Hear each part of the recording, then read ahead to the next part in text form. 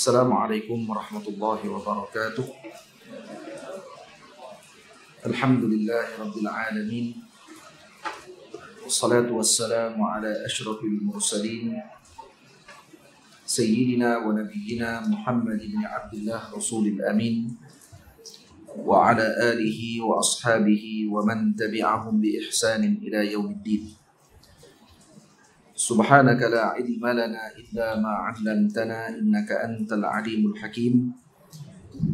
Rabbi shrah li sadri wa yassir li amri wahlul 'uqdatam min lisani yafqahu qawli.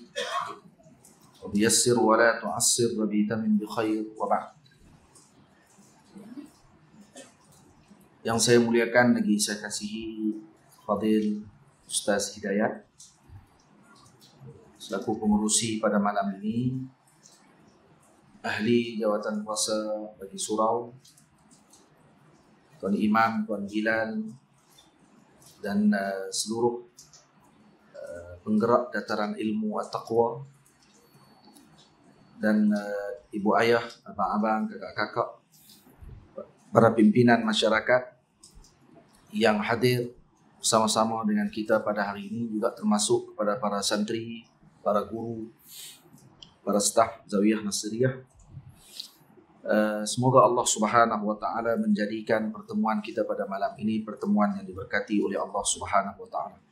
Kebetulan dengan turunnya hujan yang curah-curah ini, moga-moga ianya sebagai menyambut kegembiraan dengan hadirnya bulan Ramadan dalam 1 hari 2 hari lagi, dan moga-moga Allah taala mencatat kita menjadi hamba yang bersedia untuk masuk ke dalam pintunya Ramadan. Hadirin yang dirahmati Allah Subhanahu wa taala sekalian, Ramadan disebutkan oleh Allah Subhanahu wa taala, kata Rasulullah, kullu amali bani Adam lahu illa as-siyam. Kata Allah, kullu amali bani Adam lahu illa as-siyama fa innahu li. Seluruh amalan anak Adam itu adalah miliknya. Dimaksudkan dengan miliknya tersebut adalah diberikan pahala yang tertentu dengan amalan yang dilakukan oleh seseorang hamba tersebut, dan diketahui darjat bagi amalan tadi oleh para malaikat Allah.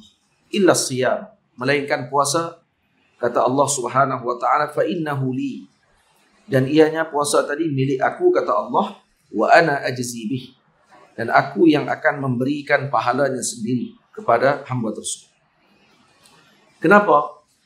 Karena puasa termasuk salah satu daripada bentuk sabar. Puasa ni salah satu bentuk sabar, dan disebut di dalam hadis Nabi SAW yang diriwayatkan oleh Al-Imam Tirmizi, as-sawmu nisfus sabri. Puasa itu adalah setengah daripada kesabaran. As-sawmu nisfus sabri. Jadi, kenapa puasa Allah Ta'ala menyebut fa innahu li wa ana ajzi bih, aku yang akan memberikan pahala kepadanya, dan pahalanya tadi tidak akan diketahui oleh malaikat Allah Subhanahu wa taala. Aku yang akan berikan sendiri. Menunjukkan keagungan dan ketinggian martabat tersebut, dan juga karena puasa adalah sabar, dan disebut dalam Al-Quranul Karim, innama yuwaffas sabiruna ajrahum bighairi hisab. Sesungguhnya orang yang diberikan kepada orang-orang yang sabar, pahala kepada mereka bighairi hisab, tanpa hisab. Maknanya ini keagungannya puasa dan keterkaitan antara hadis fa innahu li wa ana ajzi bih dengan ayat Quran innama yuwaffas sabiruna ajrahum bighairi hisab. Surah Az-Zumar ayat 10. Hadirin semua, jadi dalam puasa tak ada siapa yang tahu pahala tadi melainkan Allah. Ini puasa ni amalan yang tersembunyi. Disebabkan tersembunyinya amalan tersebut, tak ada orang tahu yang kita puasa kalau kata kita tak puasa pun. Dan orang tak tahu kata kita ni dalam keadaan yang sedang berlapar, dahaga, dalam keadaan biasa saja dilihat oleh orang lain. Buat kerja macam orang lain. Disebabkan kerana kerahsiaan tersebut, maka Allah merahsiakan anugerah demi anugerah yang akan diperolehi oleh seseorang yang berpuasa. Itu disebut dalam hadis yang lain, Rasulullah SAW menyebutkan as-siyamu lillahi la ya'lamu sawaba 'amalihi illa Allah azza wa jalla. Berpuasa kerana Allah tidak diketahui pahalanya melainkan Allah sahaja yang tahu. Puasa kerana Allah maknanya, bukan kerana benda yang lain. Yang itu kan disebut oleh para ulama, puasa adalah merupakan rahsia di antara hamba dengan Tuhan. Puasa ni adalah rahsia kita dengan Allah yang tidak dilihat oleh sesiapa pun melainkan Allah Ta'ala sahaja yang mengetahui tentang perkara tersebut. Dan puasa juga terbina dengan niat yang diniatkan dalam batin kita, dalam hati kita, yang tidak mengetahui perkara tadi melainkan Allah Subhanahu wa Ta'ala. Dan kita juga meninggalkan perkara-perkara yang adat manusia biasa lakukan. Sebab tu orang yang melazimi puasa memudahkan jalan mereka untuk menjadi para wali Allah Subhanahu wa Ta'ala. Menjadi wali Allah Ta'ala salah satunya adalah dengan jalan puasa. Atau bukan puasa Ramadan, puasa Ramadan wajib. Maksudnya puasa sunat. Kalau melazimi dengan tersebut, maka ini adalah salah satu jalannya para wali Allah Subhanahu wa Ta'ala. Kenapa? Karena mereka beradab dan mereka berakhlak dengan akhlak Tuhan mereka. Allah tidak makan, Allah tidak minum seperti kita. Hamba yang mana tidak makan dan tidak minum, kata Al-Imam Abdul Wahab Sya'rani radhiyallahu ta'ala anhu, maka mereka telah berakhlak dengan akhlaknya Tuhan. Disebut dalam hadis, taqallaqu bi akhlaqir Rabb. Berakhlaklah kamu, taqallaqu bi akhlaqillah. Hendaklah kamu berakhlak dengan akhlaknya Allah. Dan Nabi SAW disebut dalam hadis, bila ditanya oleh kepada Sayyidatuna Aisyah tentang akhlaknya Rasulullah, apa jawapan Sayyidatuna Aisyah? Kata Sayyidatuna Aisyah, kana khuluquhul Quran. Akhlak Rasulullah adalah akhlaknya Al-Quran. Kata Imam Murtada Zabidi radhiyallahu ta'ala anhu, makna kana khuluquhul Quran, maksudnya adalah kana khuluquhu khuluqa rabbih. Adalah akhlak Rasulullah, akhlak Tuhannya. Allah bersifat rahmat kepada hambanya. Nabi SAW disebut oleh Allah, wa ma arsalnaka illa rahmatan lil alamin. Nabi Allah Subhanahu wa Ta'ala bersifat rauf kepada hambanya, kasih kepada hambanya. Nabi SAW disebut, laqad ja'akum rasulun min anfusikum azizun 'alaihi ma 'anittum harisun 'alaikum bil mu'minin raufur rahim. Diletakkan kepada Nabi dengan nama yang diletakkan kepada Allah. Kalau tidak sama dengan Allah Ta'ala, ya, tidak akan sama sekali di antara makhluk dengan Allah. Tetapi diletakkan kepada Nabi dengan gelaran tersebut menunjukkan bahawa baginda Rasul SAW adalah makhluk Allah Ta'ala yang teragung, yang diberikan oleh Allah sehingga dia mampu berakhlak dengan akhlaknya Allah, yang ini disebut dalam Al-Quran, wa innaka la'ala khuluqin azim. Nabi SAW berada di atas akhlak yang agung, akhlak yang luar biasa, yang tidak ada siapa pun mampu untuk menandingi akhlak tersebut, dan tidak akan ada sesiapa pun yang akan mampu berakhlak dengan akhlaknya junjungan besar Nabi kita Muhammad sallallahu alaihi wasallam. Jadi hadirin yang dirahmati Allah Subhanahu wa Ta'ala sekalian, ketika orang tadi berpuasa, maka dia sedang berusaha untuk berakhlak dengan akhlak Tuhan. Jadi karena itu puasa bukan hanya sekadar menahan lapar dan dahaga. Puasa bukan hanya sekadar kita tidak makan, tidak minum. Tapi berpuasa adalah dengan untuk membentuk akhlak. Untuk menyebabkan seorang yang berpuasa tadi memikirkan tentang umat Nabi SAW. Untuk seorang yang berpuasa tadi menjaga dirinya daripada melakukan maksiat kepada Allah Subhanahu wa Ta'ala. Untuk menyebabkan seorang yang berpuasa tersebut menjadi seorang yang penyabar. Dan kesemua akhlak tadi diperolehi ketika mana seorang tersebut berpuasa dengan makna puasa yang sebenar. Karena itu Ramadan adalah bulan yang diberkati oleh Allah Subhanahu wa Ta'ala. Ramadan adalah bulan yang diberikan oleh Allah peluang dan ruang untuk seseorang tersebut melakukan kebaikan dan diberikan lipat kali ganda pahala kepada mereka. Itu disebut dalam hadis Nabi SAW tentang orang yang melaksanakan umrah pada bulan Ramadan, maka ta'dilu hajjatan. Nah, disebut dalam hadis yang diriwayatkan oleh Al-Imam Al-Bukhari dalam sahihnya, kata Nabi SAW, Umratun fi Ramadana ta'dilu hajjatan. Umrah dalam bulan Ramadan menyamai dengan satu kali haji. Dalam riwayat yang lain disebut hajjatan ma'i. Umrah pada bulan Ramadan adalah seperti melaksanakan haji bersama dengan aku, kata Nabi SAW. Bukan haji saja, haji bersama dengan aku. Beruntung orang yang melaksanakan umrah pada bulan Ramadan. Kenapa? Karena susah, panah, letih, dan mampu menahan lapar dan dahaga, menjaga lidah mereka daripada mengucapkan yang buruk ketika melaksanakan umrah. Ta'dilu hajjatan. Karena lagi bertambah masyaqqah, sukarnya sesuatu amalan tersebut, makin bertambah tinggi kedudukan dan juga mendapatkan kebaikan yang tinggi di sisi Allah Subhanahu wa taala. Haji, umrah, kalau nak pergi maksudnya dia akan musafir, pisah dengan keluarga. Ini dah satu azab. Yang kedua, akan berada gurbah, jauh daripada negeri tempat dia tinggal. Kemungkinan makanan yang akan dia dapatkan tidak sama seperti mana dia ada di rumah. Gurbah lagipun akan menjadi seorang tadi berbeza dengan suasana dia yang adat biasa ketika dia berada dalam negeri dia. Yang ketiga, yang keempat, apa dia? Yang ketiga, letih. Yang kelima, duit bawa keluar banyak. Jadi masyaqqah demi masyaqqah tersebut menyebabkan mereka mendapatkan pahala yang besar. Dan Nabi SAW menyebut umratun fi Ramadana ta'dilu hajjatan ma'i, kata Nabi. Siapa yang melaksanakan umrah pada bulan Ramadan, maka seakan dia melaksanakan haji bersama dengan aku. Pahalanya pahala haji. Ajaib, besar pahala orang yang melaksanakan umrah pada bulan Ramadan. Itu dalam bulan Ramadan dilipat gandakan amalan solat sunat dan juga amalan fardu dilipat kali gandakan dibandingkan dengan fardu pada bukan bulan Ramadan. Kalau kita semayang zuhur pada bulan Sya'ban dengan zuhur pada bulan Ramadan digandakan lagi amalan. Pahala tersebut. Disebut dalam hadis Nabi SAW, man tatawwa'a fihi biqaslatin min qisalil khairi kana kaman adda faridatan fima siwahu wa man adda faridatan kaman adda 70 faridatan fima siwahu. Hadis yang diriwayatkan oleh Al-Imam Ibnu Khuzaimah dalam Sahih Ibnu Khuzaimah. Apa kata Nabi SAW? Sesiapa yang melaksanakan satu amalan sunat dalam bulan Ramadan, maka seakan-akan dia melaksanakan fardu pada bulan selain Ramadan.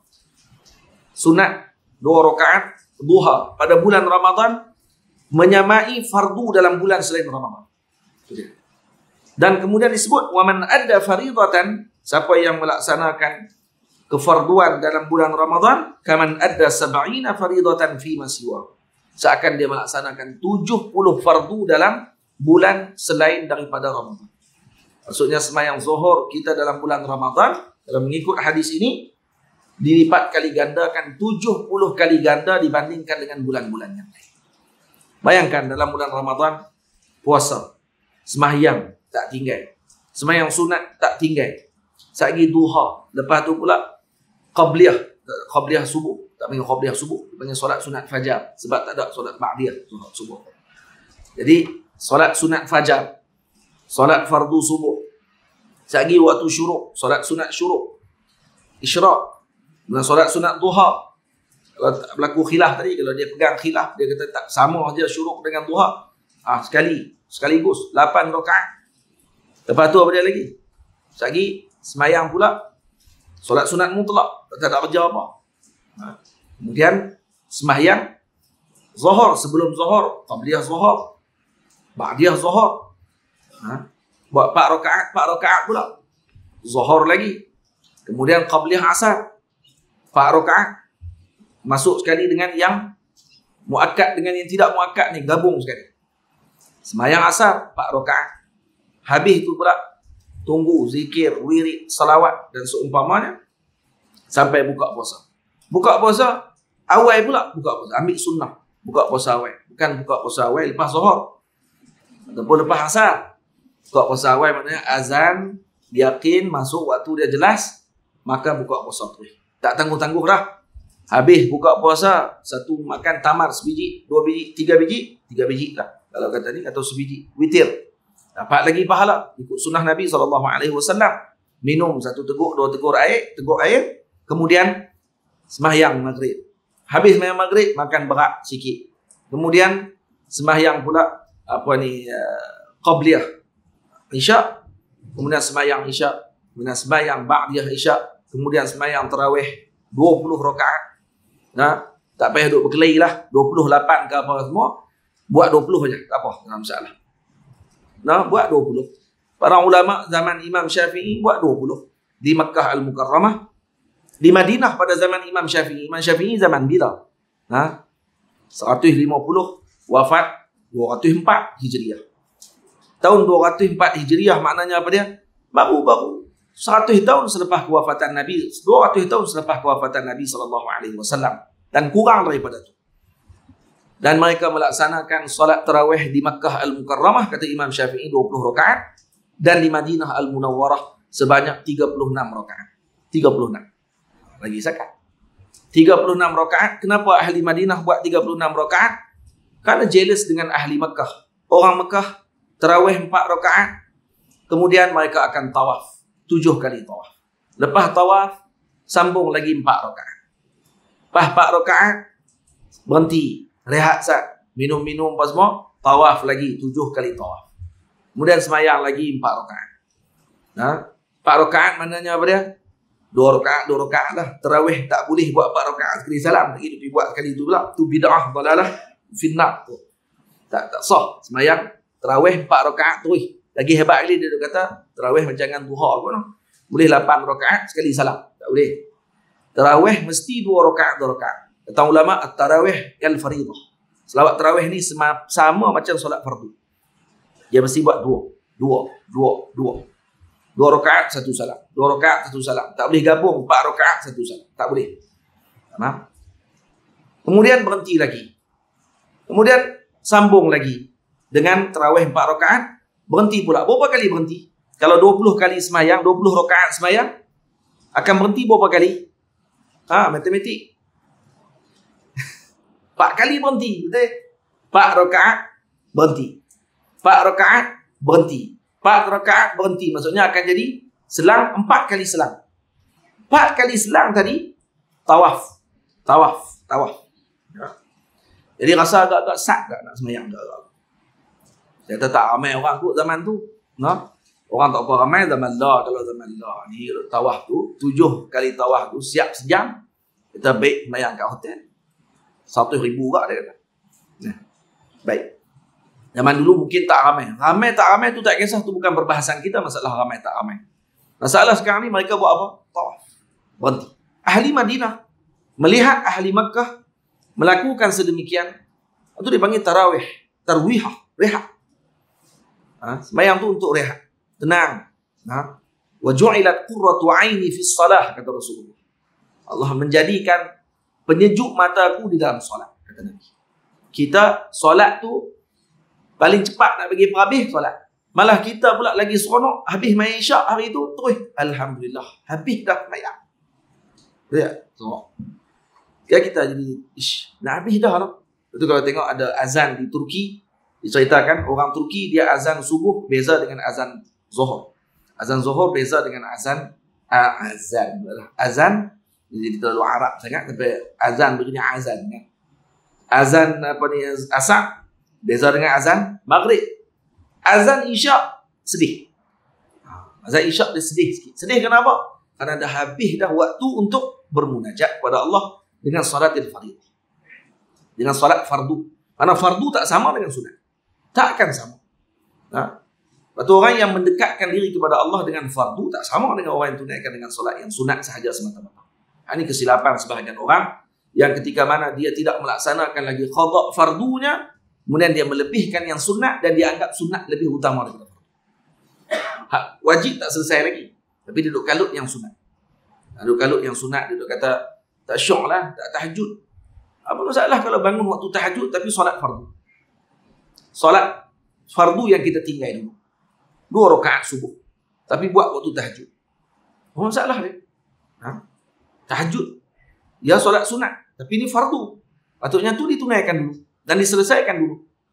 Dan kata dalam mazhab kita Syafi'i, bukan apa ni pandangan yang muktamad, tidak sah Solat sunat dilaksanakan kalau tidak selesai lagi qada yang kita tinggalkan daripada fardu. Mu'tamad dalam mazhab. Jadi macam mana kita nak buat? Para ulama di Madinah pada waktu tersebut melihat ahli Makkah berhenti 4 kali berhenti, 4 kali 4 bagi mereka 16 kali lah maksudnya. Sebab kami tak ada Kaabah nak tawaf.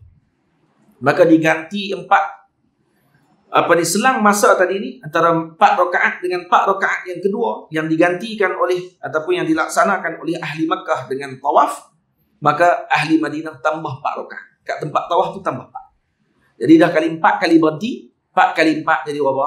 16. 16 campur dengan 20 rakaat jadi berapa?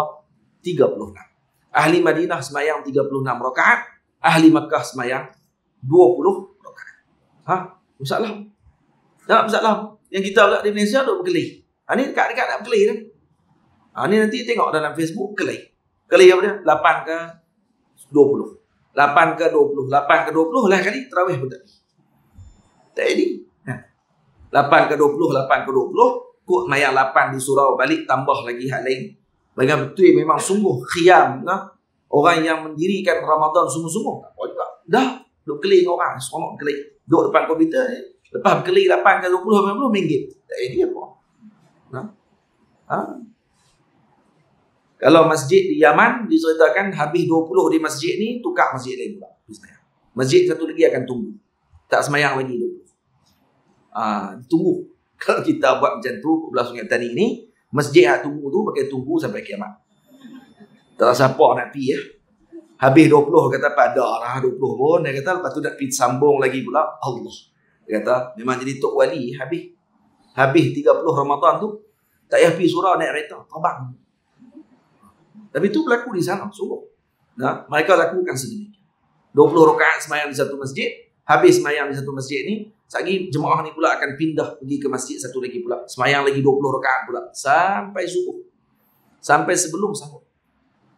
Ini ibadahnya mereka. Kalau kita tengok macam tu, tak malu ke kita? Malu sebab berkelahi. Jadi sebab tu abaikan. Ramadan ni jaga lidah kita, jaga mata kita, jaga kita punya pendengaran kita daripada duk tengok benda-benda tu semua. Tak perlu nak sibukkan diri dengan perkara-perkara tersebut. Sibukkan dengan ibadah. Quran, berapa kali kita nak khatam dalam bulan Ramadan ni. Al-Imam Malik radhiyallahu ta'ala anhu, masuknya Ramadan, beliau meninggalkan majlisnya para ulama. Yalah tak apalah, Imam Malik ulama. Alim, mujtahid mutlak, guru Imam Syafi'i. Beliau meninggalkan majlis dan menumpukan pada bacaan Quran dengan mushaf. Al-Imam Syihabuddin Az-Zuhri radhiyallahu ta'ala anhu mengatakan bahawa telah masuknya bulan tilawatul Quran wa it'amut ta'am. Bulan baca Quran dengan bulan it'amut ta'am. Itu ringkas kepada apa? Bulan untuk kita bermunajat kepada Allah dan membantu umat Nabi SAW. Itu ringkas kepada kalam beliau.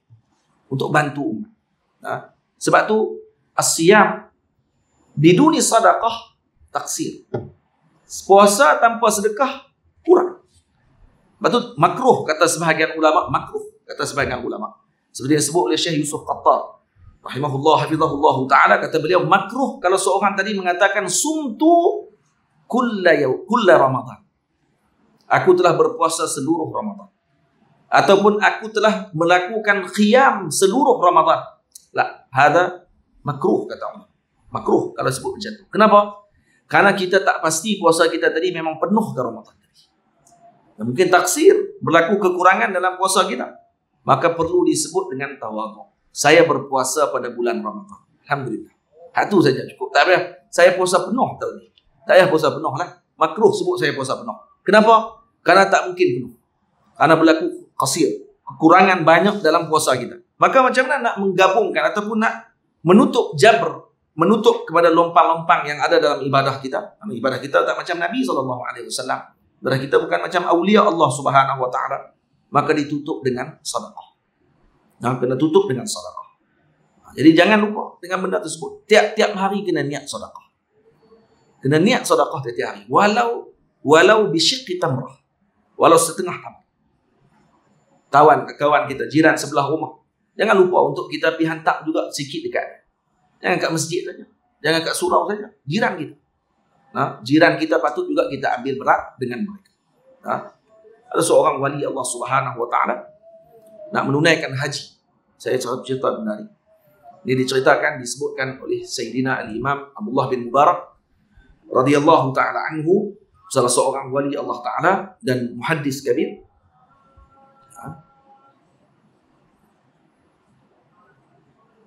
Lupa tak pasal. Dengar azan. Di sini azan dulu kan macam. Terus ya.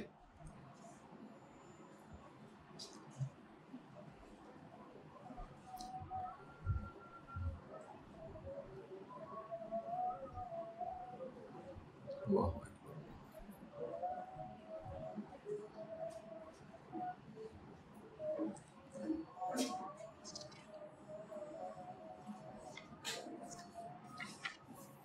La ilaha illallah Allahumma rabb hadhihi al-ummah wa sallallahu alaihi wa sallam sayyidina Muhammadin rasulullah wa syarra wa darajat al-'aliyah tabi'ah wa asmu qawmin mahmud alladhi wa'adta innaka la tukhlifu al-mi'ad. Baik tuan-tuan yang dirahmati Allah. Jadi Al-Imam Abdullah bin Mubarak satu hari ketika mana setelah selesai menunaikan haji, waktu ketika beliau berada di depan Kaabah, beliau sedang melihat Kaabah dan salah satu daripada perkara ibadah adalah melihat Kaabah. Lihat Kaabah dapat pahala.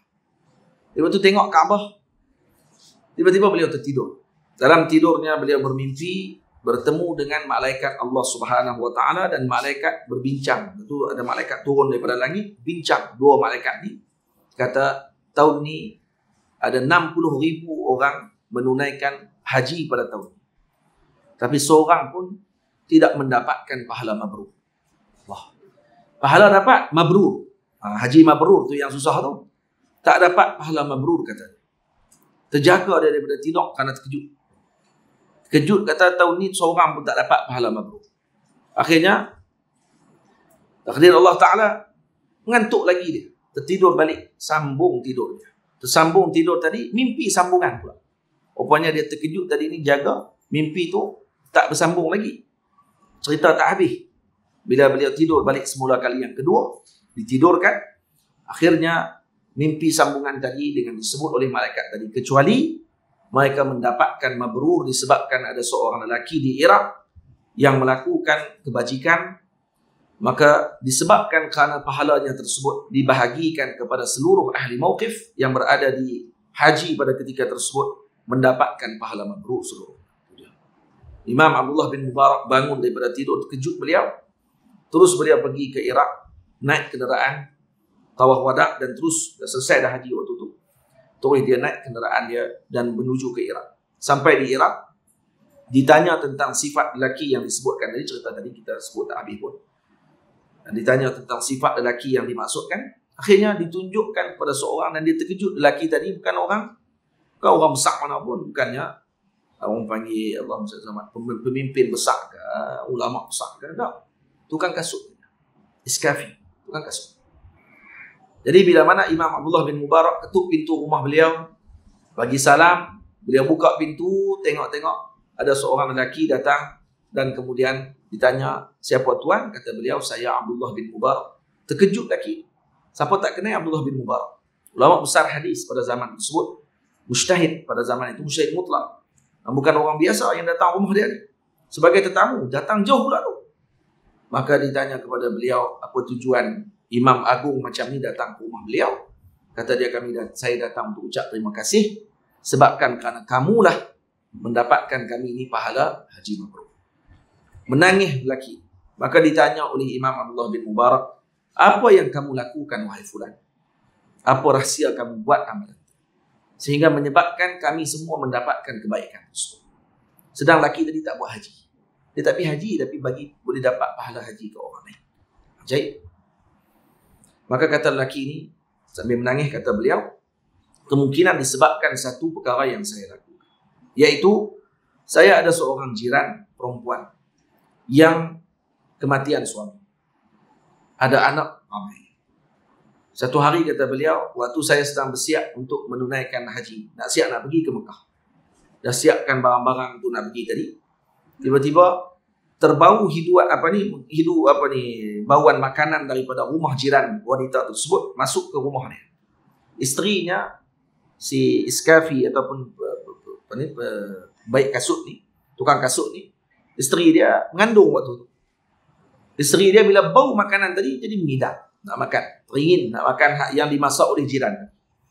Teruslah dia kata dia keluarlah daripada rumah, pergi ketuk rumah jiran, bawa mangkuk sikit, nak minta sikit saja apa yang dimasak tadi, dia bagi kat isteri dia, beda hilang mengidam. Bila ketuk pintu, orang perempuan ni buka pintu, maka dia pun bagi tahu, kata saya jiran datang ni nak minta sikit saja daripada apa yang puan masak untuk bagi isteri saya, dia mengidam. Maka menangis perempuan ini dan lalu dia sebut, kata makanan yang saya masak ini wahai tuan, haram bagi kamu, halal bagi saya. Halal bagi kami, haram bagi kamu. Kata dia, macam mana halal bagi kamu, haram bagi kami? Kan kita Muslim, sama saja. Kata dia, tak. Kami ni, dia kata dah berapa minggu tak makan. Anak saya dah lebih seminggu tidak makan. Dan mereka kelaparan. Dan tak ada makanan nak makan. Saya lalu tadi di satu kawasan, nampak ada bangkai keldai mati. Bangkai keldai. Keldai haram makan. Himar ahli dia bagi dalam bahasa Arab. Jadi saya ambil sedikit daging himar tadi, yang mati tu, bangkai tadi. Saya balik dan saya masakkan sup untuk anak-anak saya. Itulah yang dihidu oleh isteri tu. Lepas tu saya sebut, kata ini haram bagi kamu, halal bagi kamu. Menangis lagi. Menangis dia kata, macam mana jiran saya tak makan, saya boleh nak pergi haji, kata. Saya nak pergi haji, jiran saya tak makan. Ajaib. Balik rumah, siapkan duit dia yang dia nak bawa pergi ke haji. Datang balik, diserahkan kepada perempuan ni, katanya, wahai puan, ini duit yang saya telah siapkan untuk saya pergi ke haji. Selama 40 tahun saya kumpul duit ni. Tukang kasut, bukannya kerja besar. Dan saya kumpul duit ni 40 tahun untuk pergi haji. Tak apa, ini haji saya pada tahun. Dia ni kata, ni haji saya. Dia bagi duit tadi seluruh. Kita kata, awak tak bagi sikit saja. Dah bukan kita. Nah. Kalau kita dia bagi RM2 kot. Lepas tu marah habis semua kat pemimpin-pemimpin. Mana ni pemimpin masyarakat mana buat kerja apa ni sampai tak bagi orang makan. Kerja salah kat orang saja. Nah, tak kira lah siapa pun. Yang kita tak salah juga kita. Kita tetap betul. Tak kira persoalan. Kenapa tak bagi sikit je? Bagilah setengah. Bagi pik haji juga. Dah bukan kita. Dah dia. Tu dia sakan tu. Kalau kita rasa tak bagi terus, dia kata, keldai pun makan no. Itu aku dia kata. Dia bagi dan kemudian dia kata, puan, ini haji saya tu. Ambillah seluruh duit saya. Ini haji saya. Dan satu malam beliau bermimpi bertemu dengan Sayyidina Rasul SAW. Dan Al-Imam Abdullah bin Mubarak ucap terima kasih. Jazakumullah khair. Terima kasih banyak disebabkan kerana amalan yang kamu lakukan tadi, ambil berat dengan jiran kamu tadi, menyebabkan kami mendapatkan kebaikan. Dan setelah Imam Abdullah bin Mubarak balik, beliau bermimpi bertemu dengan Rasulullah. Rasulullah SAW mengatakan bahawa, kamu tahu siapa yang dibantu oleh lelaki tersebut? Itu cucuku, kata Rasulullah. Tuh, perempuan yang duduk sebelah rumah tu cucu aku, kata Nabi. Itu anak. Cucu Nabi SAW. Maka disebabkan kerana dia telah membantu salah seorang cucuku, maka Allah Ta'ala memberikan anugerah kepadanya dengan luar biasa. Ini saya tambah cerita tadi ni. Cerita tersebut disebut oleh Imam Nawawi radhiyallahu ta'ala anhu. Cuma tambahan cerita tentang cucu tadi, itu disebutkan oleh Al-Habib Taufiq Segaf Pasuruan. Disebut dalam ucapan beliau, diceritakan kata sebenarnya dibantu oleh lelaki tadi adalah cucunya Nabi SAW. Lepas tu, jangan kita abaikan khususnya dalam amalan kita melakukan ibadah kepada Allah yang berkait dengan umat Nabi SAW. Dengan umat Nabi SAW. Faham? Sebab tu, Al-Imam Syafi'i radhiyallahu ta'ala anhu, tadi saya dalam khutbah ada baca syair ni. Imam Syafi'i radhiyallahu anhu kata beliau, ni antara perkara yang dilaksanakan oleh Imam Syafi'i. Disebut dalam syair beliau, tidak mau buat jahat dengan siapa pun di kalangan umat Nabi SAW. Kata beliau, mana la minni aw 'allaqtu bi dhimmati. Mana-mana umat seorang yang telah terkena sakit hati denganku, kata Imam Syafi'i, ataupun terkena sesuatu dengan Imam Syafi'i. Sebut Imam Syafi'i ini bukan orang biasa. Imam Syafi'i ada seorang lelaki, ketika sedang Imam Syafi'i pegang tongkatnya, bawa terjatuh tongkatnya, diambil oleh seorang lelaki, angkat tongkat, tolong bagi tongkat balik saja. Tolong bagi tongkat. Imam Syafi'i bagi kepadanya berapa ratus dirham ataupun 1,000 dirham. 1,000 dinar pada waktu. Dinar, bukannya dirham. Maksudnya tolong angkat tongkat saja, bagi dekat 80,000 ringgit. Kalau 100 dinar, maksud sama dengan 80,000 ringgit Malaysia. Maknanya tolong angkat tongkat je, bagi 80,000. Tolong cukur rambut beliau. Nah, waktu ketika mana haji, Imam Syafi'i bagi, kalau tak salah saya, lebih kurang dalam 100 dinar. Pun 80,000. Kita kalau pergi cukur rambut kedai di Madinah atau Makkah tu kan, kalau kata cukur-cukur daripada 30 jadi 50 pun maki berjabu. Tadi kata 30 ni 50 pula tu orang ajak kata. Penipu kat lorong ni. Imam Syafi'i bagi 80,000. Tak kata apa. Itu beza khimah kita dengan kedudukan kita dengan para awliya Allah Subhanahu Wa Taala. Dia kata mana alamin siapa-siapa yang terkena ataupun sakit hati dengan aku, kata Imam Syafi'i. Imam Syafi'i orang sakit hati dengan beliau sebabkan kerana mulut dia kata ke orang lah. Imam Syafi'i tidak melakukan sedemikian, malah sangat menjaga. Ada orang pernah dengki dengan Imam Syafi'i. Imam Syafi'i hantar baju pergi jahit di kedai jahit. Elok Imam Syafi'i keluar dah ukur elok dah. Ukur elok dah dengan baju lengan dia besar mana semua sekali. Imam Syafi'i keluar, hak dengki dengan Imam Syafi'i masuk dalam kedai. Dia masuk, dia kata tadi Muhammad bin Idris main untuk jahit baju. Dia kata ya, Muhammad Idris main. Tak, dia suruh saya main untuk tukar pula dia punya ukuran baju. Suruh tukar. Tadi dah ukur elok dah. Tak, dia suruh tukar. Maka dia ambil pen, kalam, diubah pada buku tersebut. Buku ukuran baju. Lengan ni dia buat kan. Bila Imam Syafi'i mai pakai baju balik, lengan sebelah pendek, kecil, sebelah panjang. Kita nak pakai macam mana? Tak lengan macam tu. Kita kata, kita akan marah dengan tuan punya kedai. Imam Syafi'i kata apa? Alhamdulillah. Elok juga dia kata. Baju je ni kemah juga dia kata. Kalau lengan pendek sebelah, tak payah cinti. Nak tulis senang. Tak payah cinti lengan dia kata, boleh tulis. Dia tahap sebelah ni pula, besar telajak pula. Senang juga, boleh buat buku. Semua baik. Tu pun Imam Syafi'i kata apa? Man nala minni aw anlaqtu bi dhimmati. Siapa yang aku ada buat benda yang tak elok kepadanya, ataupun ada yang terkait tanggungjawab ataupun perkara yang aku tidak laksanakan kepadanya, abra'tuhu lillahi rajin minnatah. Aku minta perlepasan daripada Allah, moga mendapatkan anugerah daripada Allah.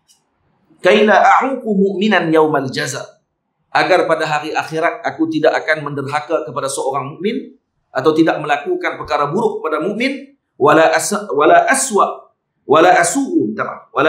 Muhammadan fi ummati, dan aku tidak melakukan keburukan kepada Nabi Muhammad atau buruk adab dengan Nabi Muhammad kepada salah seorang daripada umat Nabi sallallahu alaihi wasallam. Cuba tengok Sayyidina Imam Syafi'i sebut apa? Wala asu'u Muhammadan fi ummati. Saya tak mau berlaku jahat walau seorang pun kepada umat Nabi Muhammad sallallahu alaihi wasallam. Kenapa? Karena ini umatnya Nabi Muhammad sallallahu alaihi wasallam. Hadirin semua, bayangkan dalam Ramadan, kalau kita berniat dalam Ramadan dengan perkara tersebut. Nah, niat dalam bulan Ramadan untuk kita buat baik kepada umat Nabi Muhammad. Ya, yang ada dalam ruang lingkup kita. Kita nak pergi jauh tak boleh. Kita ni bukannya raja besar untuk kita nak bagi kat semua orang. Tak, seorang jiran kita. Yang ada di keliling kita. Yang kita lebih kenal mereka ni bagaimana. Perlu ataupun tidak mereka mendapatkan bantuan tersebut. Sebab tu zakat, nah, dan seumpamanya kalau berikan yang kita kenal betul-betul dengan orang tersebut, khususnya kepada yang kita kenali sungguh-sungguh dengan peribadiannya dan juga keperluannya pada ketika itu, maka Allahumma salli ala Sayyidina Muhammad, lebih baik daripada kita memberikan keluar daripada negara dan seumpamanya. Buat korban, contohnya dibuat korban di luar negara, dengan di kampung kita yang masih ramai lagi memerlukan, terutama di kampung kita. Lebih utama dalam negeri kita sendiri dan negara kita sendiri daripada dikeluarkan ke negara luar dan akhirnya menyebabkan jadi lambakan dan jadi kerugian, malah jadi perniagaan oleh sebahagian orang mengambil keuntungan dengan perkara tersebut dan kita pun tak tahu sampai dekat siapa sebenarnya. Lebih baik sampai kepada orang di negeri kita sendiri. Nah, itu maksudnya. Jadi sebab tu hadirin yang dirahmati Allah Subhanahu wa taala sekalian, Ramadan ni adalah bulan untuk kita memikirkan tentang tersebut. Imam Syihabuddin Zuhri keluarkan sikit dia perkataan. Dan Ramadan adalah bulan apa dia? Syahru tilawatil Quran wa it'amut ta'am. Bacaan Quran dan juga it'amut ta'am. Sibuk dengan baca Quran. Kalau boleh tinggal saat datang ni, dalam bulan Ramadan 30 hari kalau boleh tinggal, wali insya-Allah. Jadi wali tu insya-Allah. Tinggal ni saya. Nah, saya aja tak kat tepi. Lepas habis Ramadan tu dia hang Ramadan. Ada hang handset dia. Hang Ramadan.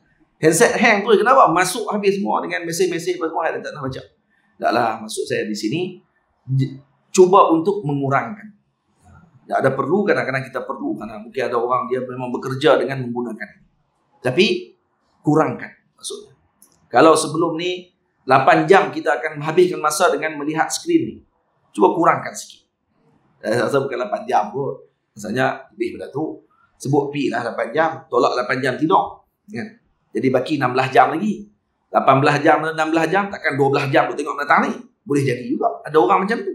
No? Duduk depan game, duduk depan handset, depan komputer dan seumpamanya. Sehingga menyebabkan lupa dengan perkara yang sepatutnya pada hari tersebut. Kecuali dia kerja lah. Tinggal sikit ambil masa peluang kita untuk kita buat apa? Baca Quran. Al-Imam Nakhai radhiyallahu ta'ala anhu, mujtahid mutlak, menghabiskan bacaan Al-Quran dalam bulan Ramadan. 2 kali khatam pada siang, 2 kali khatam pada waktu malam, 1 hari. Maknanya dalam bulan Ramadan 4 kali dengan 30, iaitu bersamaan dengan 120 kali khataman Al-Quran. 120. Al-Imam Syafi'i radhiyallahu anhu 60 kali khataman Quran dalam bulan Ramadan. Kalau bukan Ramadan, 30 kali khataman Quran dalam bulan 1 bulan. Maksudnya 1 hari 1 kali khatam. Bulan Ramadan Imam Syafi'i tambah 2. Sekali pagi khatam siang, khatam malam sekali. Kira ingat Imam Sayyidina Utsman radhiyallahu anhu 1 rakaat 30 juzuk Al-Quran. Nah, ada seorang wali Allah Ta'ala namanya As-Sufi, disebut oleh Imam Syafi'i, Imam Nawawi dalam Azkar, 16 kali khatam Quran 1 hari. 16 kali khatam. Maksudnya, macam mana dia boleh baca sampai macam tu? Macam mana boleh ta'alluq macam tu dengan Quran? Nah, macam mana kita baca Facebook? Tu ya, cerita. Macam mana boleh ta'alluq? Kita duk heran Imam Syafi'i baca yang kamu boleh duduk depan ni sampai kena 12 jam tak sedar. Boleh duduk scroll, tak tahu Facebook siapa pun tengok pi lah. Tengok YouTube, tengok apa semua kali. Kadang tak sedar sampai ke malam buat. Tak ada kerja apa pun buat. Kau dah dapat faedah dengan duduk buat tu, tak ada faedah apa. Tengok orang. Lepas tu pula komen. Semua benda nak komen, semua benda nak share. Semua benda tak pasti pun dia nak cerita. Habis kat orang. Buka Telegram, baca grup-grup yang tak apa-apa. Buka WhatsApp, tengok. Download gambar tu, download gambar ni, kaza. Dah kali habis 12 jam. 12 jam boleh pula dia habis. Dan macam mana dia boleh tak heran dengan diri dia sendiri. Boleh tengok benda ni 12 jam tak kelip mata. Tiba-tiba dia heran Imam Syafi'i boleh khatam Quran 2 kali dalam bulan Ramadan. Sebab apa? Sebab Imam Syafi'i tak buka Facebook macam kita. Sebab dia tak tengok macam kita buat. Dan dalam keadaan Imam Syafi'i sibuk dengan urusan yang pelbagai. Mengajar, menulis, mendidik umat. Berada dalam umat Nabi SAW. Bukan hanya duduk di rumah beliau semata-mata. Tapi Allah Ta'ala memberikan barakah waktu kepada mereka boleh mengkhatamkan Quran sedemikian. Boleh kita buat dalam Ramadan. Boleh kalau kita minta kepada Allah Ta'ala dan minta taufik kepada Allah untuk Allah mudahkan kita urusan tersebut. Dan ada juga orang kadang-kadang habis Ramadan tak khatam juga Quran dengan dirinya sendiri. Kalau ikut tadarus, alhamdulillah, tadarus. Tadarus macam mana tadarus? Macam mana tadarus? Yang betul. Tadarus kata Al-Imam Al-Bajuri radhiyallahu ta'ala anhu, kalau yang ikut sistem yang betul tadarus adalah apa dia? Dibacakan satu surah. Contohnya kita baca muka surat yang pertama dalam surah Al-Baqarah. Kita baca Alhamdulillah, Bismillahirrahmanirrahim, Alhamdulillahirabbil alamin. Baca Fatihah. Dan kita dah habis satu line. Fatihah selai tu ya. Lepas tu kita baca Alif Lam Mim. Kalau kita tadarus di tempat kita macam mana kita buat? Kita akan suruh orang lain akan sambungkan muka surat seterusnya. Tadarus yang betul, ikut tadarus adalah dengan, bukan tadarus tu tak betul, itu pun betul juga. Atau ada satu cara lagi. Itu tak dipanggil tadarus, dipanggil apa dalam. Saya dah tulis dalam kitab, saya dah lupa. Dalam kitab saum saya rekam kitab berkenaan dengan puasa. Kitab tu ada tulis. Tolong ambil tak kitab? Tolong ambil tak? Apa ni, Nokman dalam depan. Salah saum tu kat. Jadi tadarus dibaca macam mana? Dibaca dengan cara diulang balik bacaan tadi oleh setiap daripada makmum. Setiap daripada pengikut imam. Contohnya kita baca 10 orang. Seorang ni baca Fatihah. Orang yang kedua buat apa? Baca Fatihah juga. Orang ketiga baca Fatihah juga. Orang keempat baca Fatihah juga. Orang kelima baca Fatihah juga. Sampai habis. Kemudian baca Alif Lam Mim. Zalikal kitabu la raiba fihi hudal lil muttaqin. Habis satu muka. Ulang juga. Yang kedua pun baca balik yang tu. Dia dengar balik yang tu. Tadi dia baca. Ni dia dengar orang baca pula. Orang ketiga pula baca yang tu juga. Orang keempat pun baca yang tu juga. Orang kelima pun baca yang tu juga. Lepas tu muka surat yang seterusnya. Surat seterusnya pun orang tu baca satu muka contohnya.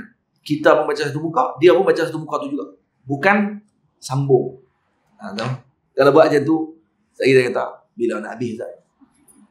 Kami buat tu je, korang nak khatam Quran. Tak apalah.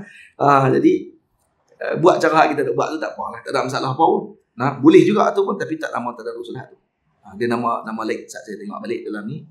Dalam kitab saya ni. Tentang masalah tersebut. Mana? Cari tak jumpa.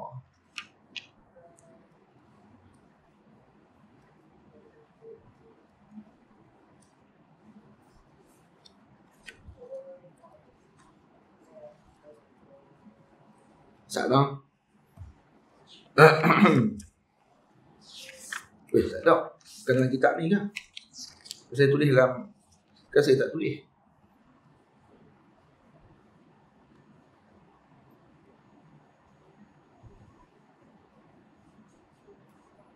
Asal bukan dalam kitab.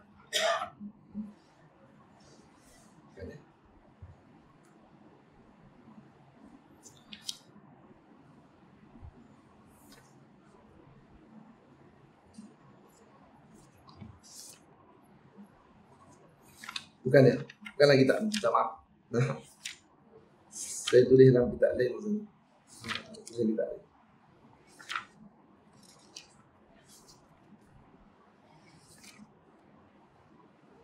Ada.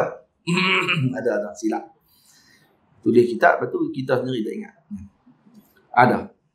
Baik, sini kita antara perkara yang sunat dalam bulan Ramadan bertadarus Al-Quran. Saya sebut sini. Maksud tadarus seperti yang disebutkan oleh Al-Imam Al-Bajuri dan Imam Bujairmi rahimahumullahu ta'ala adalah dengan cara seorang membaca di hadapan seorang yang lain dan kemudian yang mendengar akan mengulangi semula bacaan yang telah dibaca oleh pembaca yang pertama. Itu cara bacaan tadarus. Al-Imam Al-Bujairmi rahimahullah mengatakan bahawa manakala cara bacaan yang masyhur pada zaman sekarang, pada zaman beliau sekalipun, Imam Bujairmi pada zaman beliau, yaitu dengan cara seseorang terus menyambung setelah pembaca yang pertama tamat bacaannya, itu disebut al-idarah, bukannya al-mudarasah, bukan tadarus, dipanggil idarah. Yang ini daripada kitab Fathul Alam. Tamam. Dan Imam Nawawi rahimahullah menyebut di dalam kitabnya At-Tibyan fi Adabi Hamalatil Quran, sesungguhnya al-idarah juga sunnah, yaitu dengan cara sebahagian pembaca potongan ayat manakala sebahagian yang lain menyambung bacaan tersebut. Ini juga sunnah Nabi SAW. Boleh buat dua tak ada masalah. Cuma tak panggil tadarus. Saya nak sebutkan tadi perbezaan pada tadarus dengan idarah saja. Tapi tak perlulah tulis nanti di iklan di masjid. Tahun ni kita tak buat tadarus, kita buat idarah. Pening orang kampung tanpa pula idarah. Idarah ni pejabat ke apa ni? Dan idarah tu maksudnya bacaan dengan cara sedemikian. Beza. Jadi kita malam ni korang tahulah perbezaan antara tadarus dengan al-idarah. Yang kita nak buat tu namanya apa dia? Idarah. Bukan tadarus. Bukan mudarasah. Tadarus mesti orang yang baca, dia akan pembaca yang kedua mengulang balik bacaan yang pertama tadi. Kalau dibuat pembaca ketiga pula akan ulang balik yang dibaca oleh pembaca kedua. Dan begitulah seterusnya. Ini yang perlu diberi perhatian oleh kita. Pada istilah sahaja, tidak ada masalah dan kedua-duanya sunnah yang boleh dilaksanakan oleh kita pada bulan Ramadan. Yang penting apa? Baca Quran. Baca Quran. Dan para ulama kalau kita baca dengan kisah dan juga sirah mereka tentang Al-Quran pada bulan Ramadan, luar biasa. Oleh kita ni dengan Quran. Ramadan ni kata masa kita dengan Quran. Sebab di kulli waqtin, pada setiap waktu ada ibadah yang khusus kepada waktu tersebut yang afdal pada waktu itu. Dan disebutkan kata Al-Quran, syahrul Ramadan, syahrul Quran. bulan Quran, maka lebihkan Al-Quran pada bulan tersebut. Seperti mana syahrul Sya'ban, syahrul salawat, bulan salawat kepada Nabi SAW. Bulan Sya'ban ni adalah bulan salawat kepada Nabi. Karena turunnya ayat Al-Quran, ya ayyuhalladzina amanu, Allahumma salli ala sayyidina Muhammad, innallaha wa malaikatahu yusalluna 'alan nabi, ya ayyuhalladzina amanu sallu 'alaihi wa sallimu taslima, pada bulan Sya'ban. Maka sebab tu disunatkan, kata Nabi, Sya'ban syahri. Sya'ban bulanku, kata Nabi SAW. Bulan untuk membanyakkan salawat. Dan bulan Ramadan, bulan Al-Quran. Bulan untuk kita membanyakkan bacaan Al-Quranul Karim. Dan kalau boleh dikhatamkan Al-Quran berkali-kali pada bulan Ramadan, ini adalah suatu yang sangat diingin-inginkan oleh semua orang. Tapi bukan senang benar. Itu bukan dengan keinginan sahaja. Orang bila dia baca, dia mula jadi letih, mengantuk. Itu kena minta kepada Allah. Ada seorang tuan guru yang dia sangat kuat dengan Quran, dah meninggal. Duduk kat mana pun Quran, dalam kereta Quran, tengah bawa kereta Quran. Anak hafal Quran. Kalau dia tak baca Quran, dia suruh anak dia mengulang. Baca kat dia nak dengar. Itu dalam kereta. Dan kalau kata anak-anak tidur pula, dia akan sambung baca Quran. Bawa kereta, sambung baca Quran. Quran. Sampai seorang daripada sahabat saya tanya kepada tuan guru ni. Dia kata, Ustaz, macam mana yang boleh istiqamah sungguh dengan Quran? Apa dia rahsia dia? Kata dia, kena minta dekat Tuhan yang bagi istiqamah. Tak boleh bagi rahsia apa. Kena minta ke Allah Ta'ala, nak bagi macam mana? Dia kata, macam mana kita nak jadi baik? Minta ke Allah Ta'ala.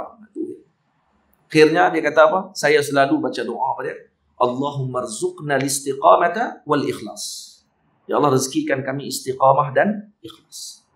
Minta itu dia kata. Selalu, jangan lupa doa ni. InsyaAllah Allah Ta'ala akan bagi semangat kita dengan istiqamah, dengan amal. Walau sikit, walau kecil amalan dia. Sebab tu kata ulama, persediaan sebelum masuk Ramadan, tapi dah esok dah nak tarawih ni. Esok insyaAllah tarawih dah. Ni malam ni, kalau boleh try tengok malam ni, nak tidur tu, baca tengok sejuzuk. Agak-agak. Juzuk kata tabarak 30 ayat pun dia kata mengelak sampai lah. Surah Al-Mulk pun tak baca-baca, dia kata 30 ayat saja. Dia baca sejuzuk kata dan malam tu mata tak nampak. Ngantuklah dia kata, tidur juga.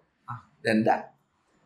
Sebab tu masuk dalam Ramadan ni seperti masuk dalam medan perang. Nak masuk dalam medan perang, nak masuk dalam gelanggang untuk nak bergusti, tak boleh masuk kalau tidak bersedia. Macam mana nak masuk kalau tak bersedia? Sebab tu orang yang nak masuk madrasah Ramadan, maka dia kena lalui ni dalam tempoh sebelumnya Ramadan dengan ibadah yang biasa nanti dia akan ulang balik dalam bulan. Macam mana dia biasa dalam bulan tersebut, dia akan ulang balik dalam bulan Ramadan. Sama saja. Dia tak akan boleh beza. Kalau sebelum Ramadan kita memang melazimi dengan Quran, dalam Ramadan juga kita akan jadi biasa dengan Quran. Dia tak boleh buat-buat. Baik. Tapi ada orang boleh khatam Quran dalam Ramadan je, Ustaz. Ya, tak heran juga. Kenapa? Kerana disebut oleh Nabi dalam hadis, wa futihat abwabul jinan.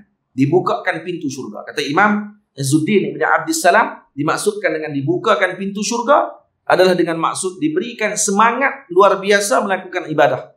Sebab tu dalam bulan Ramadan saya selalu pesan kepada para penceramah, khususnya para guru, para ustaz-ustaz, untuk guru ni, kalau pergi mengajar ataupun ceramah di masjid, jangan perli orang di masjid tadi dan surau tadi. Tolong, jangan perli lagi. Kita tak apa nak berkenal juga dengan sistem perli. Yalah, orang Melayu ni terkenal dengan perli. Dia jenis pedih. Tapi orang zaman lah ni kadang perli dia tak pakai. Dia kena jokah terus. Dia kata gitu. Dan orang Melayu tetap orang Melayu. Perli pun dia faham sebenarnya. Cuma disebabkan zaman WeChat ni, dia tak apa nak faham sikit. Sebab dia banyak simbol kan. Apa nak jelas. Tak perlu perli sebenarnya kalau pergi ke masjid, tengok orang ramai di masjid. Sebelum tu dia duduk pergi mengajak masjid tu, tengok orang tak ramai. Dia tengok hari Ramadan ni, ramai pula orang, dia kata. Lepas tu dia pergi sebut awal-awal. Ramai pula no? Sebelum dia duduk main tak ramai macam ni pun. Faham? Nanti orang akan kata apa? Macam dia main tiap hari masjid.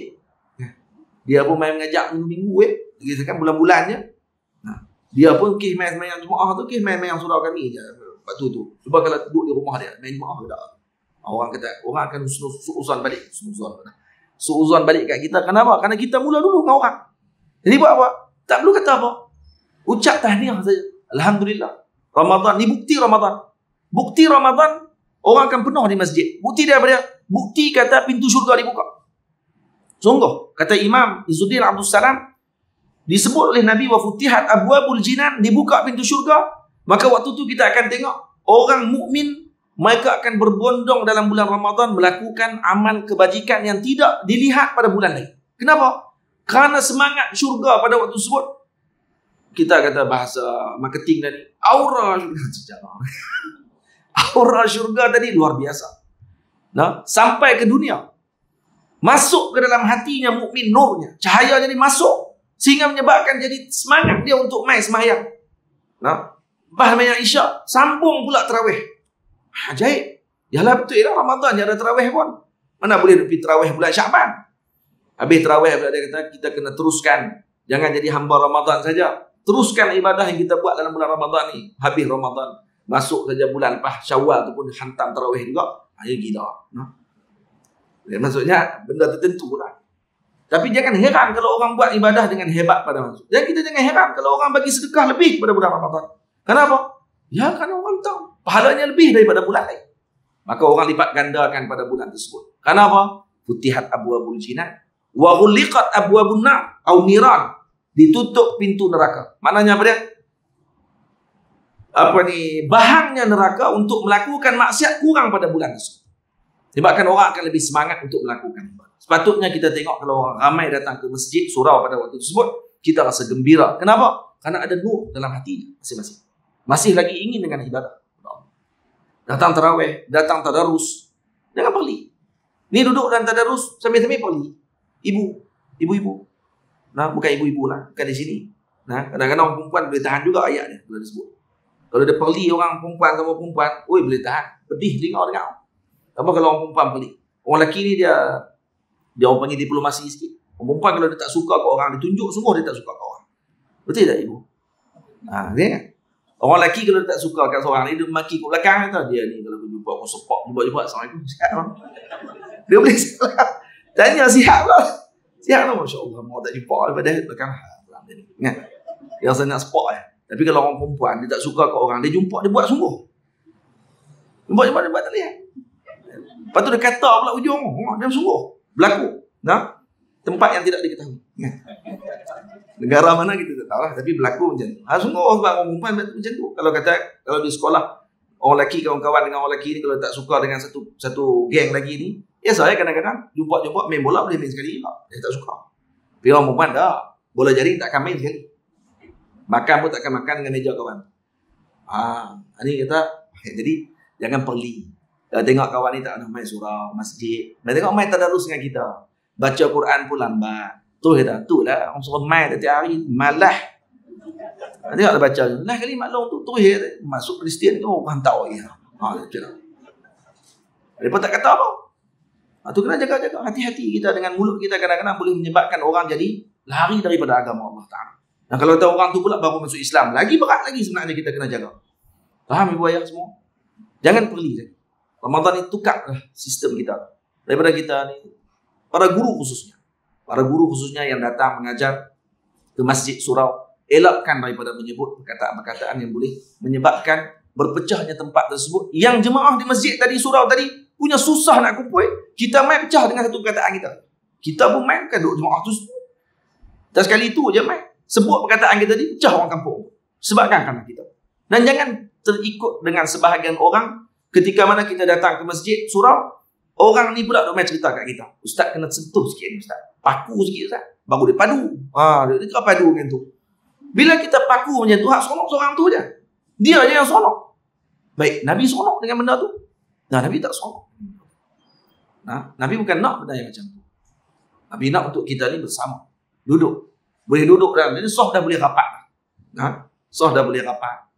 Dah boleh hampir dekat dah dengan semua ini. Alhamdulillah. Benda-benda tadi patutnya kita syukuri dengan perkara tersebut. Dan kita doakan moga perkara ini akan berterusan. Dan diberikan perlindungan kepada umat Nabi SAW. Untuk hadirin yang dirahmati Allah. Banyak benda sebenarnya kita nak cerita. Tapi masa sangat mencemburui. Dah 9 suku. Saya pun faham. Saya ni bukan jenis pegang mic tak ingat orang. Bukan jenis itulah. Tapi ni pun dah 9 suku. Nampak macam tak nak ingat orang. Jadi saya rasa setakat itu. Moga-moga sebahagian daripada, bukan semua benda kita nak cerita pada malam ni. Sekurang-kurangnya dapat semangat. Masuknya Ramadan ni, saya nak kena susun jadual saya betul-betul. Tadi yang saya sebut tadi ni barnamij yang kita sebut, tengok solat sunat saja rasanya kalau boleh buat macam tu daripada Ramadan, lepas Ramadan, Allahu Akbar. Nah, nak kata apa lagi? Orang yang buat macam tu, kau bayangkan kalau para awliya Allah Ta'ala dengan solat sunatnya. Imam Abu Hanifah yang solat sunat muakkad tadi, rawatib, solat dan sebagainya tadi, itu tak heran lah. Malamnya pula 1000 rakaat. 1000 rakaat solat. Khatam pula Quran dalam solat 1 rakaat 30 juzuk. Agak-agak. Macam mana dia boleh buat? Takkan 30 juzuk 1 rakaat, 2 rakaat, mayang 1000 rakaat. Kalau 1000 rakaat tu dia khatam pula lagi 30 juzuk. Wih. Masa apa ni? Kalau kita dia semayang mula pukul 1 pagi, subuh pukul 5 pagi, baru 4 jam. Saya sejam pun baru juzuk, dia kata. Juzuk dengan Quran. Dia nak kira dengan dia. Kita ni, mesdih cabut. Kalau kata mesdih lah, injin mesdih. Kalau kata betul lah mesdih. Imam Abu Hanifah ni, jet pejuang. Macam mana nak gabungnya? Tak sama, cik. Kita ni baru duduk tolak daripada Sungai Tani nak pergi Kuala Lumpur. Baru sampai kat Sungai Tani, selatan. Tu, exit tu. Jam pula tu. Jet pejuang tadi ni, syung sudah sampai dah Kuala Lumpur. Lepas tu dia heran. Macam mana sampai kita bertolak sekali? Saya tadi rasa bertolak dengan dia lah tadi. Sama-sama dia bertolak daripada Sungai Tani nak pergi ke Kuala Lumpur. Macam mana dia boleh sampai dah? Saya baru duduk dekat tol Sungai Tani Selatan. Tak sama macam mana enjin tak sama. Yang tu saja pun dah beza. Kapal terbang dengan kereta tak sama. Dia punya jarak perjalanan, jarak masa dia, walaupun jaraknya sama. Jarak sama perjalanan, jarak masa tak sama. Jarak sama kita nak sampai kepada Allah. Contohnya, Allah tidak berjarak. Syadillah. Maksudnya, nak sampai kepada Allah, jalannya sama. Tapi, injinnya tak sama untuk sampai. Injinnya Al-Imam Syafi'i, injinnya Al-Imam Abu Hanifah, injinnya Al-Imam Malik, injinnya Imam Ahmad, injinnya Al-Imam Junaid Al-Baghdadi, Al-Imam Al-Ghazali, dan a'immah kibar yang terdahulu tak akan sama dengan kita. Jadi jangan banding dengan kita. Buat malu ya. Jangan banding dengan kita. Kita ni berdoa kepada Allah agar mengikuti jalannya mereka. Ataupun cukup mempercayai ataupun beriktikad dengan kewaliannya mereka. InsyaAllah. Itu pun dah mampu untuk menjadikan seorang tadi salah seorang daripada walinya Allah Ta'ala. Tamam? Itu pun boleh jadi wali dah. Cukup dengan iktikad kita saja kepada seorang wali. Cukup saja kita kata, Masya Allah, tabarakallah. Cerita yang kita sebut tadi bukan cerita kosong.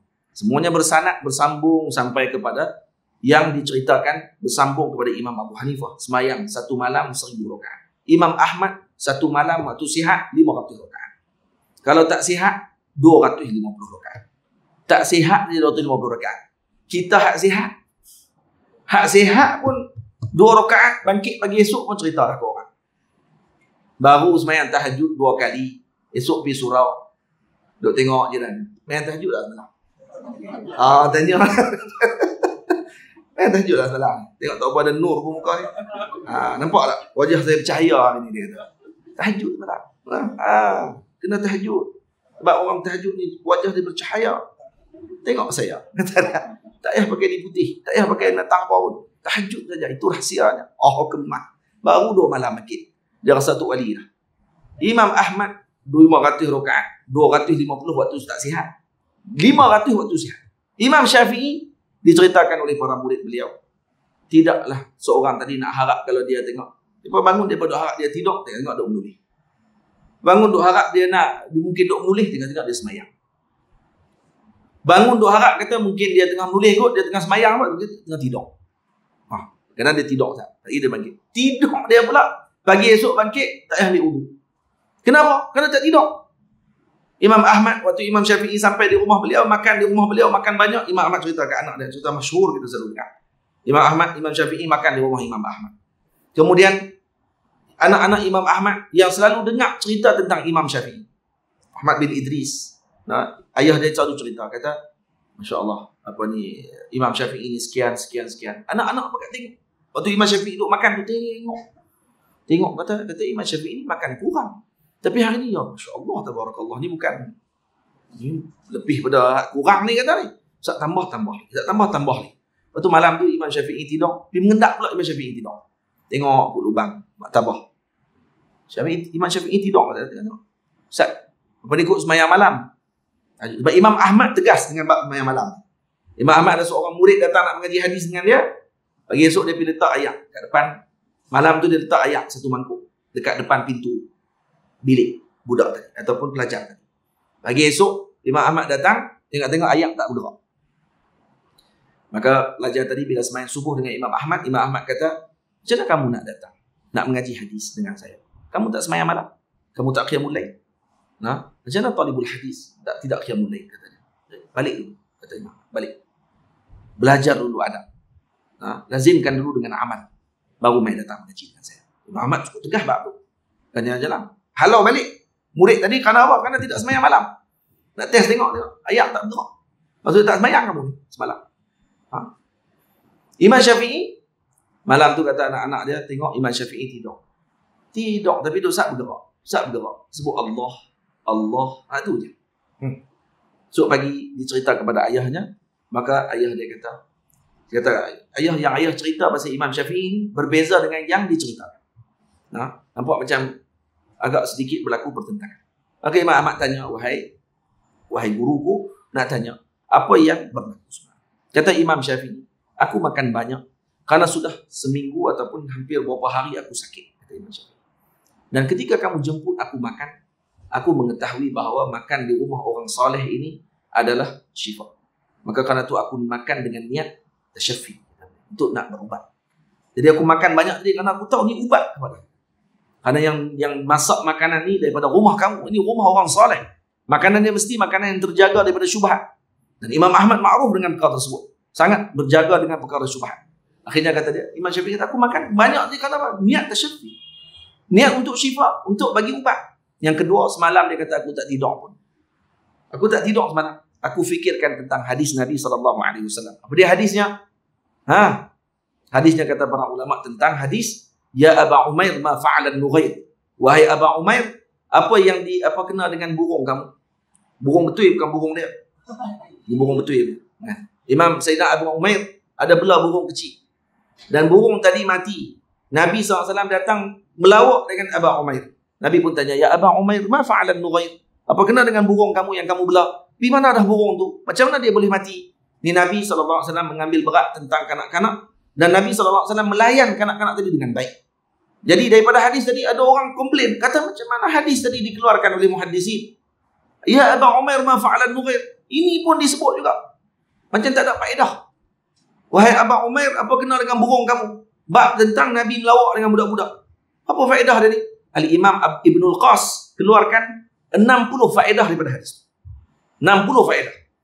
Al-Imam Ibnu Sabbagh disebut oleh Syekh Muhammad Awwamah radhiyallahu anhu hafizahullah taala, dalam kelas beliau disebutkan hampir 400 masalah daripada hadis Ya Aba Umair ma fa'alan. Al-Imam Syafi'i pada malam tersebut kata beliau, saya keluarkan 40 faedah waktu sampai nak tidur tu. Berfikir hadis tadi, apa dia faedah pada hadis tersebut, pada sanadnya, pada matannya, pada lughahnya, pada adabnya, kata-kata 40 faedah kata Imam Syafi'i. Waktu tidur tu saja fikir tentang hadis ni keluar 40 faedah. Maksudnya boleh tulis kitab sebiji waktu tengah tidur. Tidurnya aulia, tidurnya ulama ini adalah tidurnya ilmu, tidur dengan barakah. Jadi moga-moga Allah Ta'ala jadikan Ramadan kita pada tahun ini Ramadan yang diberkati, Ramadan yang diberikan pembukaan oleh Allah kepada kita. Lazimi majlis-majlis yang ada, majlis-majlis zikir, majlis selawat, majlis salat dan seumpamanya, program-program yang ada di sini lazimi. Kalau kita tak mampu ke tempat-tempat yang jauh, tempat kita ada dataran ilmu, ada sembahyang tarawih, jamu makan orang, jangan abai untuk kita menyumbang juga sedikit untuk perkara-perkara tersebut, karena dia akan lipat gandakan pahala dan diberikan kebaikan kepada kita semua berkat Nabi kita Muhammad SAW. Saya mohon ampun, mohon maaf terkasar bahasa, tersalah dalam bicara saya. Moga-moga kita dapat bertemu lagi pada masa akan datang. Saya pakai ni jarang, tak pernah pakai macam ni, terlupa serban. Nak main tadi, punya nak main Sungai Petani, terlupa serban. Serban terlupa, habis terlupa. Saya ambil kabel lagi. Alhamdulillah. Sambil naik kereta tu pakai kabel lagi. Alhamdulillah. Terlupa kabel lagi, hebat lah. Serban terlupa jadi tadi pakai kain batik. Okay, batik lepas tadi pakai ni nampak dengan pelik sangat pula. Saya pun cabut pakai ni pula lah. Daripada kata Wahabi pula. Dah. Jadi setakat tu dulu aku qauli hadza astaghfirullahalazim li wa lakum. Assalamualaikum warahmatullahi wabarakatuh.